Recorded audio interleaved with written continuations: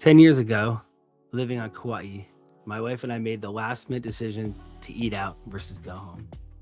It was the best decision of our entire life. This week's AFM, Grateful Dogs, is part 1 of 3 and tells the origin story of one Samson right near the beach boy, Simpson Golia. This is Aloha Friday Motivation, number 312, Grateful Dogs, part 1. Happy Aloha Friday, with 4 minutes to spare. There's an electricity to Kauai. You feel it the moment you step foot on the ʻāina. The lush, vibrant green, the rugged coastlines, the mana. Yours truly, the haole, as I referred to myself a few weeks after moving there, enjoyed 5 breathtaking years of Garden Island majesty. Kauai as why, if you know. I shed the haole skin after a few months though, traded my sounds goods and awesomes for Rajah that's and alrights, schooled by adopted ohana who were oh so patient with me.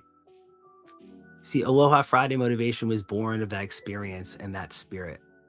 I have Chantel and Shen, Auntie Myrna and Uncle Nestor, Kiala, Kellyanne, Uncle Erwin, Shalea, Auntie Nani, and many, many others to thank for teaching this mainlander to take it slow. It wasn't easy shedding 30 plus years of East Coast hustle from my firing neurons, but over time, new neural networks started firing, and it's never quite been the same. It was a post this week that gave me pause and permission to wander deep into the recesses of my memory, sail across the ocean in my mind and reminisce about my time on Kauai. A lot happened there. On that tiny island, 5,000 miles from Connecticut. I could talk story for days about the hikes, about the surf, the golf, the beaches, the people, the food, the chickens, my chickens. Shout out to Shakiro and Punky Rooster, my lot chickens at Enterprise and National. So settle in, preferably with a Loco Moco or a mini Johnny Boy, and an Akala fresh pressed juice from Kauai Juice Company while I spin a tale about the rescue of one Samson right near the beach boy, Simpson Golia. My wife, and therefore I, had gone vegan for a stretch on Kauai in 2016. Leading up to our wedding, we hadn't eaten out in months. And after long days of running our respective car ownership branches in Lihue, we were again going home, cooking, calling it done. You see, Tiffany ran Alamo. I ran Enterprise and National on the island of Kauai at the Lihue airport. My week and her week started on Thursdays when the cruise ship arrived and the island shifted into slightly different gear. And by the time my Friday and her Friday rolled around, which was everyone else's Monday, we were spent. But on this evening, about 2 weeks before our wedding, I was navigating the 2-lane highway out of Lihue towards Kapa'a. So we had the same schedule on Fridays, which was actually Mondays, but our Fridays. I know it's confusing, but it was amazing. But we didn't always leave at the same time. Is what I took a shot and called her on a whim. This is the whole thing, this one phone call. If she'd already hit the Kapa'a bypass, she was heading out of town, done. She wasn't going to circle back.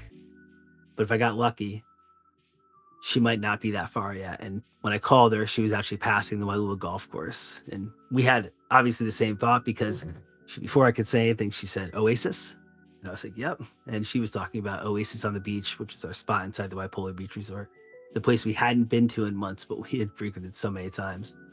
Everything had to line up exactly as it did. The long day, the hunger, the timing, her being precisely where she was on the road for us to arrive at that lobby. As we got out of our cars and went through the lobby of the Waipolar Beach Resort, it was an odd sight. A dog tied to a bellhop cart. Small, scrappy, black, white, brown, a little tan, this little jackrat letting out a whimper whine, so pathetic it was almost sweet. He'd apparently spent the afternoon jumping in and out of guest rental cars until somebody finally secured him to stop him from doing it. A woman we knew, Leilani, at the tourism desk inside the hotel, told us that the manager of the Oasis was coming after his shift to take him home. We gave the dog a pet and went on our way. Down to the restaurant, ate our Okinawa chips and braised short rib at the bar, talked about the wedding, about family coming home. Finally see us, what we built out here, and about the life that was somehow ours on this island. An hour later, we walked back through that lobby, and he was still there, and the manager was nowhere to be found. After 20 minutes of Leilani trying every number she had for him, we made a decision. Now, this wouldn't even have been a decision when we first saw him, but Tiffany and I were a fortnight away from our wedding, and adding a wild card to the picture was probably not the wisest idea. But I looked at Tiffany, untied the dog, and put him in the back seat of my Dodge Ram, and escaped into the East Kauai night, hitting a couple Pokestops along the way. The drive up from Kapa'a to our place in the Wailua homesteads is the longest, most beautiful 4.2 miles known to woman. It felt longer that night. As we arrived at Kinney Place, Tiffany ran inside to let our other dogs out, while I snuck this dog into a side room and shut the door. What followed when we finally introduced them was slightly ugly and operatic, and ended with him peeing on the futon leg and a few other spots. After everyone ate separately, tempers cooled, I hopped in the shower with him for about an hour. No sense in introducing fleas into the situation of paradise.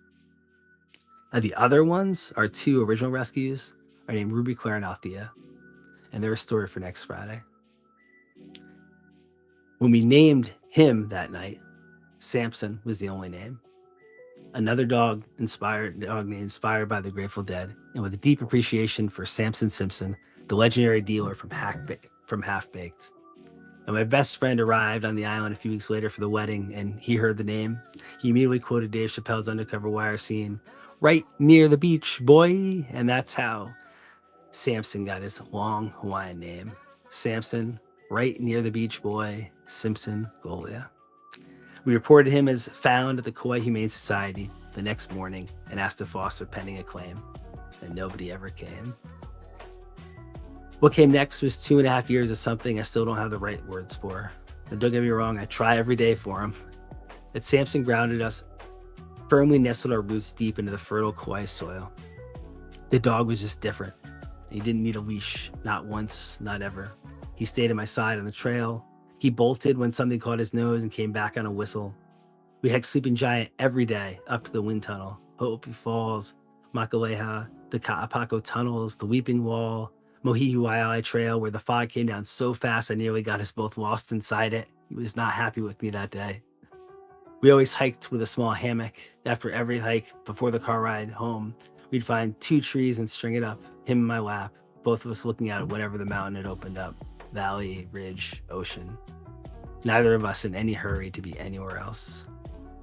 Samson was my top dog, not by force, just by presence, by being exactly where you needed him, exactly when.